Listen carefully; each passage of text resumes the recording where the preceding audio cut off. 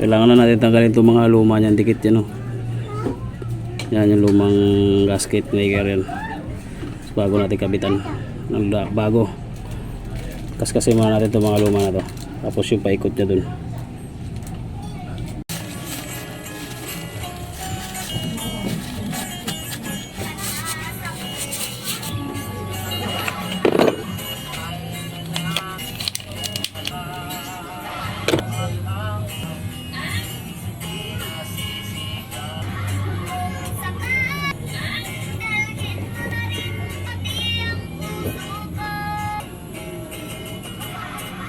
Nakita mo itong dinidikit ang o dito lang natin sa goma ilalagay. Nakita itong goma?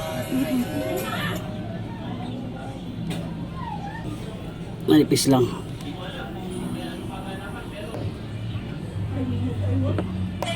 Ipaikot lang ng goma.